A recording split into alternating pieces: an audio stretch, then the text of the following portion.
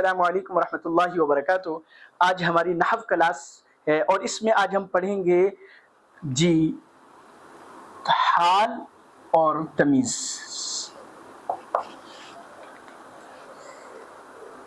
حال میں دو چیزیں ہوتی ہیں، حال اور ذوالحال، ٹھیک ہے، اور دونوں مل کر جملے کا جز بنتے ہیں، یہ آپ نے ذہن میں رکھنا ہے۔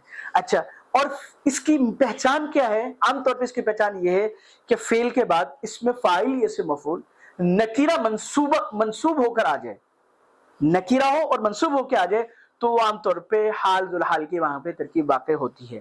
میں آپ کو مثال کرواتا ہوں، جاء زید راکبا۔ اب راکبا یہ حالت بیان کی جا رہی کس کی؟ زید کی۔ کبھی فاعل کی حالت بیان کی جاتی ہے، یہاں پہ فاعل کی حالت بیان ہوگی، تو جس کی حالت بیان کی جائے وہ ذوالحال، ٹھیک ہے، اور جس کی حالت بیان کی جائے وہ حال، اور دونوں کو ملا کر جملے کا جز بناتے ہیں، ٹھیک ہے۔ اسی طرح مفعول کی مثال کروا دیتا ہوں آپ کو۔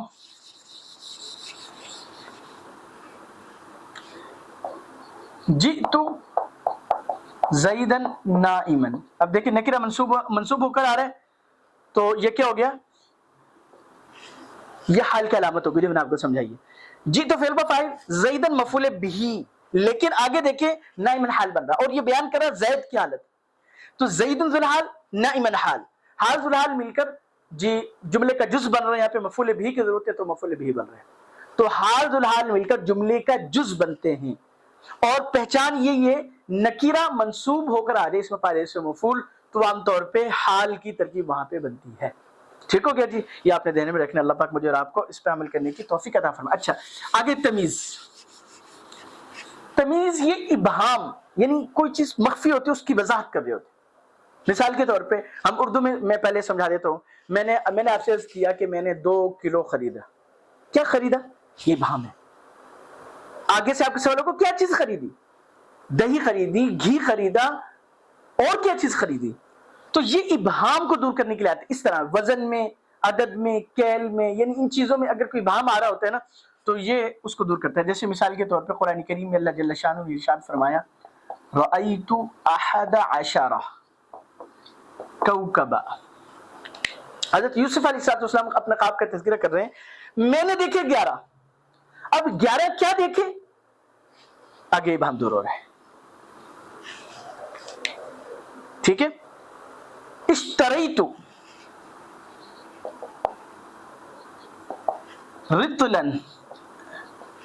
میں نے ایک کلو، آپ لگا لیں 1 کلو، کیا خریدا؟ زیتون، زیتون کا تیل۔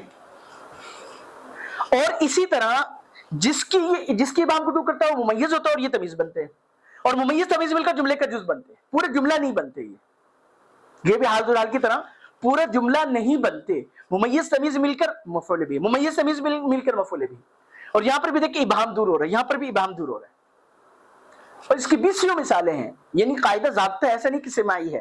تو جہاں پر بھی عدد میں، کیل میں، وزن میں جی ابہام آ جائے، اس ابہام کو دور کرنے کے لیے جو لفظ لایا جاتا ہے وہ تمیز کہلاتا ہے، ٹھیک ہو گیا۔ یہ آپ نے ذہن میں رکھنا ہے۔ حال اور تمیز کی بحث آج ہم نے پڑھی، اللہ پاک مجھے اور آپ کو صحیح سمجھ نصیب فرمائے۔ السلام علیکم ورحمۃ اللہ وبرکاتہ۔